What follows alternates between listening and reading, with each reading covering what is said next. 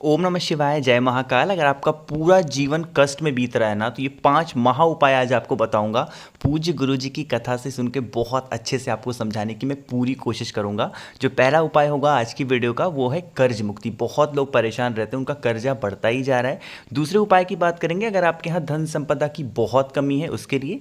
तीसरे उपाय की बात करेंगे, अगर आपकी मनोकामना विश पूरी नहीं हो रही है उसके लिए क्या करना है। और चौथे उपाय की बात करेंगे, अगर आपके यहाँ लड़ाइयाँ होती हैं हस्बैंड वाइफ में या फिर किसी के बीच में भी, तो आपको ये उपाय करने चाहिए। ठीक है, बहुत ध्यान से सुनते जाएं और समझने की पूरी कोशिश करिएगा। सबसे पहले उपाय की हम लोग बात करते हैं, जो कि है कर्ज मुक्ति, है ना। लोग परेशान रहते हैं, भैया हमारा कर्जा बढ़ता ही जा रहा है हम लोग। तो कर्ज मुक्ति के लिए आपको जरूरत होगी इस तरीके से, स्क्रीन पे आपको दिख रहा होगा, ये है सफेद तिल। कौन सा सफेद तिल? ज़्यादा नहीं, एक चुटकी सफेद तिल ले लेना। ठीक है, आगे बढ़े। साथ ही साथ आपको चाहिए होगा गाय माता का घी। आप लोगों में से बहुत सारे लोग पूछते हैं, भैया भैंस का घी ले सकते हैं क्या? जी नहीं, कोई भी तरीके से, किसी भी तरीके से भैंस का घी नहीं लेना है, गऊ माता का ही घी आपको लेना होगा। ठीक है, आगे बढ़ें। फिर आपको स्क्रीन पर यहाँ पे कुछ भूरा भूरा सा ब्राउन सा दिख रहा होगा, अरे दिख रहा है ना, तो हमको लेना होगा, ये है बेल के गूदे। आप किसी भी पूजा पाठ की शॉप पे जाना, उनसे कहना भैया हमें बेल का गूदा चाहिए, 10-12 रुपए में आराम से आपको दे देंगे। कहोगे भैया कितने लेने हैं, तो आपको जितने भी मिले उसके 9 टुकड़े करना। कितने टुकड़े? 9 टुकड़े कर लेना। ठीक है, अब सारा उपाय यहीं से शुरू होता है कि कैसे करना होगा, है ना। आप क्या करना, शाम के टाइम पे, नवमी तिथि के दिन शाम के टाइम पे, या फिर अष्टमी के भी कर सकते हो, या फिर नवमी के दिन शाम के टाइम पे क्या करना होगा। जैसे मैं यहाँ पे नंबरिंग लिख रहा हूँ, ठीक है, 2 3 4 5 6 7 8 और ये 9। ठीक है, 9 नंबर हमने लिख लिए। अब समझना कि हमको आहुति कैसे देनी है। सबसे पहले ये समझो कि हमको ये जो अग्नि जलानी है कैसे जलाओगे। आप चाहें तो आम की लकड़ी ले सकते हैं, या फिर उपला हो आपके यहाँ, कंडा हो, उसको जला लेना। ठीक है, शाम के टाइम पे प्रदोष काल में नवमी तिथि के दिन क्या करोगे, जो बेल के मैंने आपको दिखाया ना, सूखा बेल, उसके 9 टुकड़े करोगे।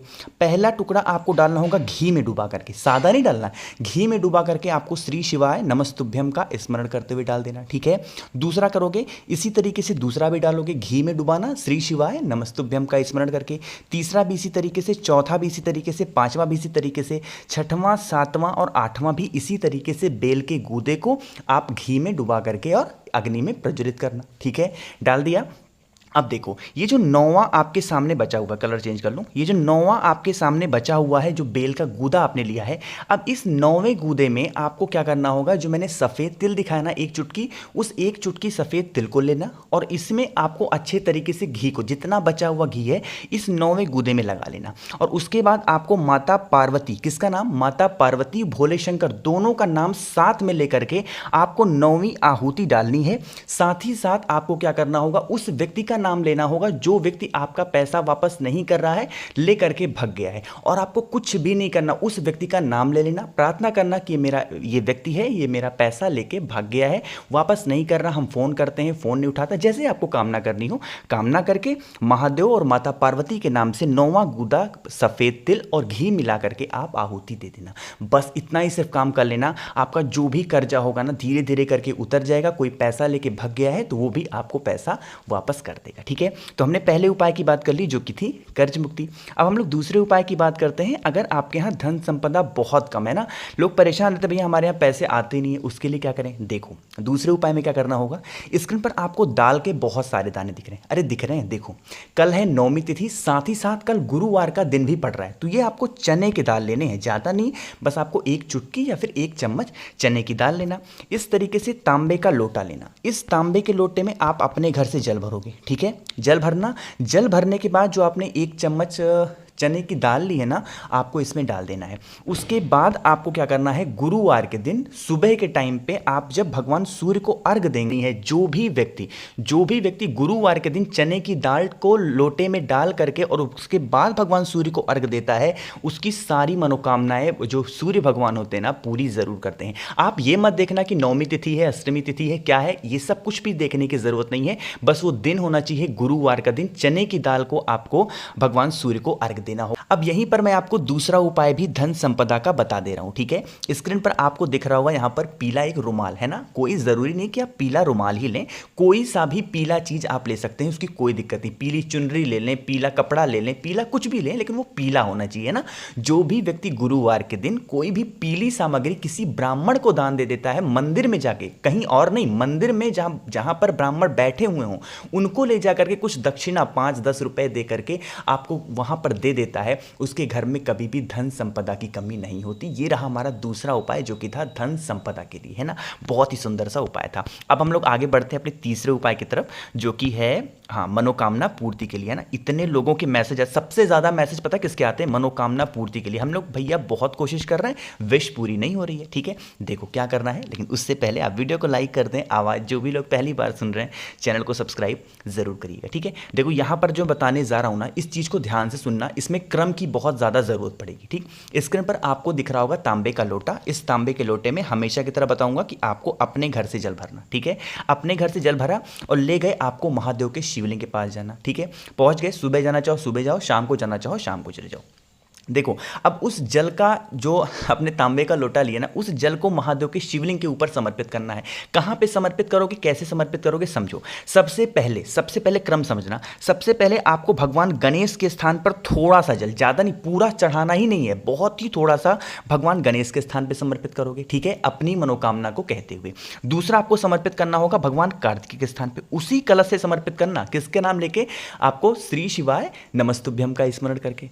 2 जगह समर्पित कर दिया। अब जो तीसरी जगह आप समर्पित करोगे, ये जो माता अशोक सुंदरी का स्थान है, तीसरी जगह उसी कलश से जल आपको माता अशोक सुंदरी के स्थान पर अपनी मनोकामना कहते हुए श्री शिवाय नमस्तुभ्यम का स्मरण करते हुए समर्पित करना। अब देखो यहां पर जो बताने जा रहा हूं समझिएगा, आपको शिवलिंग के ऊपर जल समर्पित नहीं करना, पहले बता दूं। 3 जगह समर्पित कर दिया आपने, चौथी जगह ये तो जलाधारी आपको दिख रही है, जिसको हम लोग बोलते हैं माता का हस्त कमल, है ना। यहीं पर शिवलिंग विराजमान होते हैं माता के हाथों में।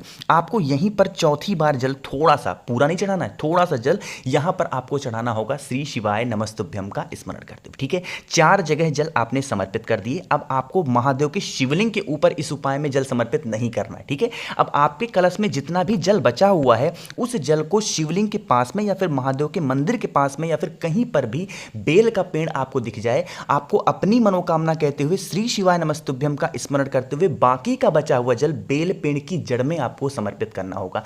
यह उपाय इतना सुंदर है मनोकामना पूर्ति का, एक बार करके देख लीजिए, आपकी इच्छा, आपकी मनोकामना बहुत जल्दी पूरी होगी, ठीक है। 3 उपाय हमने बहुत ही प्यारे प्यारे आप सबको बताए हैं। बस ध्यान रखिएगा, इस उपाय में महादेव के शिवलिंग के ऊपर जल को समर्पित नहीं करना। बाद में आप किसी अलग पात्र को ले जाकर के महादेव के शिवलिंग पर समर्पित कर दें, उसकी कोई दिक्कत नहीं है, लेकिन इस उपाय को करते टाइम महादेव के शिवलिंग के ठीक ऊपर समर्पित मत करना, ठीक है।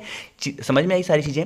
चलो अब हम लोग आगे बढ़ते हैं अपने अगले उपाय की तरफ जो कि है हस्बैंड और वाइफ, है ना। इसके भी बहुत क्वेश्चन आते हैं, भैया हमारे पति बात नहीं सुन रहे, पत्नी बात नहीं सुन रही, बहुत लड़ाइयां होती हैं, क्या करें। देखो समझना, स्क्रीन पर क्या दिख रहा है, हमेशा की तरह बता रहा हूं, ये है आपके सामने चने की दाल। गुरुवार का दिन है तो चने की दाल आपको लेनी ही लेनी है हर उपाय में, ठीक है। चने की दाल लेना, ज़्यादा नहीं, ज़्यादा लेना होगा इसको, ठीक है। कम से कम 1 कटोरी चने की दाल लेना, ठीक है।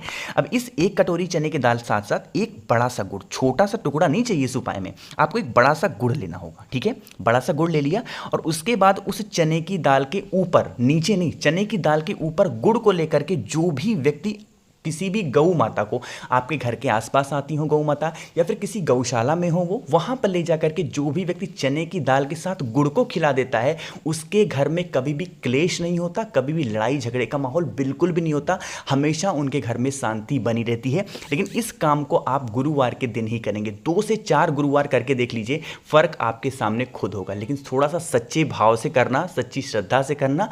ये मत सोचना कि मैं ऐसे कर रहा हूं, ठीक है काम हो गया तो हो गया, नहीं, ऐसे करोगे तब तो फिर कुछ नहीं होगा। आप एक भाव रखना अपने मन में कि हाँ मैं ये उपाय कर रहा हूं, कर रही हूं, मेरा काम जरूर होगा, ठीक है। इस भाव से कोई भी उपाय किया करिए, ठीक है। 4 महा उपाय की तो बात हमने यहां पर कर ली है। कुछ भी पूछना हो, नहीं समझ में आया तो आप मुझसे फोन पे बातें कर सकते हैं। इंस्टाग्राम पे फॉलो करो the natural planet 108। WhatsApp group पे जुड़ना है, डिस्क्रिप्शन में लिंक दे रखा है, वहां से आप जुड़ सकते हैं। कुछ पूछना हो, नहीं समझ में आया, नीचे कमेंट में पूछें। आवाज जो भी लोग पहली बार सुन रहे हैं, चैनल सब्सक्राइब करिएगा। और हाँ, वीडियो को खोजने में बहुत मेहनत लगती है, तो कम से कम इस मेहनत के लिए एक लाइक जरूर करिएगा। ओम नमः शिवाय, जय महाकाल।